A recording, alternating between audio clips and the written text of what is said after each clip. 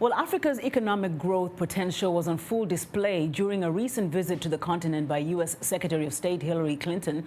Meanwhile, here in Washington, members of the U.S. Congress, African ambassadors, and advocates for Africa paid tribute to key members of the private sector that helped to spur this growth. Weeks before Secretary Clinton embarked on her 9-nation African tour to promote U.S. trade and investment opportunities in Africa, here in Washington, a celebration marking Africa's economic transformation was taking place. Africa's economic performance is being noticed in the nation's capital, including by some members of the U.S. Congress who were instrumental in the extension of the Africa Growth and Opportunity Act, AGOA, through 2015. Representative Bobby Rush of Illinois, who also reintroduced a U.S.-Africa trade bill last year, was among several members who joined African diplomats and other African advocates to mark the second Africa Day on the Hill, celebrating Africa's Renaissance. Rush is a founding co-sponsor of the event. I want to bring the African business establishment, the African private sector, into sharp relief and present it to the American people. In the last decade, Africa accounted for at least 6 of the top 10 fastest growing economies in the world, and the continent's economy is expected to surpass Asia's in the next 5 years. Nigeria, one of Secretary Clinton's many stops, was among these countries. The event's organizers honored 2 Nigerian natives, Captain Hosa Wells Okunbo and Sir Lucky Omulua, for their individual contributions to Nigeria's rising prosperity. Bernadette Paulo, President and CEO of the Africa Society of the National Summit on Africa, which co-hosted the event, says the recognition promotes the concept of giving back. We've selected business titans because we wanted to show people on Capitol Hill and actually throughout Africa about the people who are really helping not only to build their countries, but also who are great contributors, who are philanthropists, who are doing good. Recognized for his documentary Black November, an expose of what's happening in the oil-rich Niger Delta, Captain Hosa Wells Okunbo says he hopes the film will raise awareness and bring more U.S. investors to the region. Africa is waiting with our enormous human resources and mineral resources to be taken advantage of, which the Chinese are already doing. So the Americans, we're encouraging them to come to Africa. Sir Lucky Omulua, a recipient of the Papal Knight Award by Pope Benedict for his humanity, says the current spotlight on Africa is a good sign. At least people are talking about transformation now, and that is very good for us. We have to come out to help ourselves.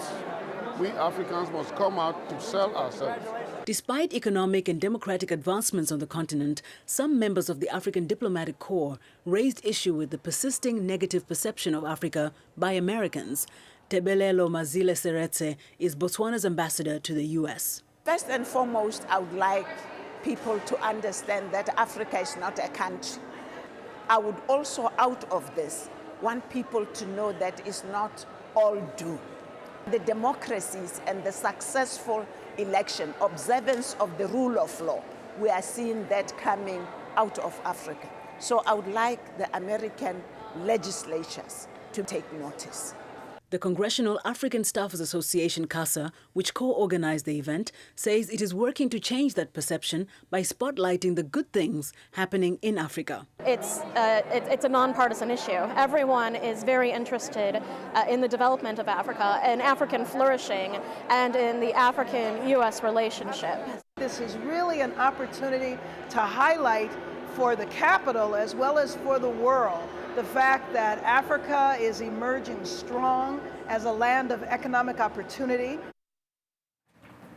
And joining us now is Bernadette Paulo, the President and CEO of the Africa Society. Thank you so much for being here, Bernadette. You are so welcome. It's always a pleasure to be with you, Ndimyake. So take us back to when you and CASA, the Congressional African Staffers Association, came up with this concept of this Africa Day on the Hill. What was missing that you felt this would help fill?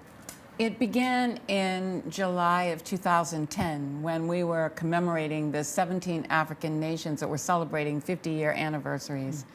And there was this really understanding that among us that Africa needed to have more attention on Capitol Hill because of legislation we were trying to advance. And so we came up with this concept of Africa Day on the Hill. So you've just had the second Africa Day on the Hill. Anything has changed that you encouraged about? Yes, it's changed. We were talking about political independence the first time, and now we're talking about Africa's renaissance. And we wanted to focus on the economic prowess and promise of potential of the continent of Africa. And to do that, we honored two titans, as you saw. Yes. And I think that we wanted to highlight this isn't just a good time, people to come and congregate, but we wanted to deliver home to legislators some important messages. The first being, you have to pass the AGOA third country fabric provision that really is instrumental to hundreds of thousands of jobs. Mm-hmm. And of course, we know that they extended AGOA to Yes, 2015. they did. So is that part of your efforts? Is that what, really is helping to push that agenda? It's not, it's our collective efforts. There are coalitions, there's CASA on the Hill, there's the Obama administration that was pushing this USTR, Ambassador Kirk, Floyd Lazaire, and then the American apparel industry wanted this to happen also. So it was a collaborative effort that was highly successful. Now, as the Africa Society, one of your mandates, if you will, is to educate Americans about Africa. So how do you feel when people like the Ambassador Seretse of Botswana and also some of your titans pointed out that there's still this perception that Africa is one country, is gloom and all doom, despite your efforts? Are you feeling that there is a change? There is a change. I mean, we go around the country with our program Teach Africa, educating American youth. And, there's just a whole paradigm shift in the way the continent of Africa is viewed. I mean, students understand that this isn't one country, that there are 2,000 languages and now 55 countries, 54 in the African Union. And it's very, very important. I think increasingly Americans are beginning to understand that this continent is vital to their futures, economically and politically, and understanding the role that Africa's culture is playing with the African diaspora in our country.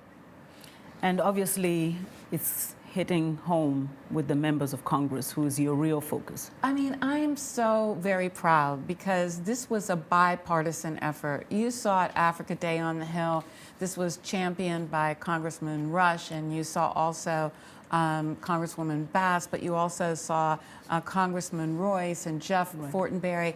It's good to know that Africa has that kind of bipartisan support, and Congressman Payne also was instrumental in building that. Yes.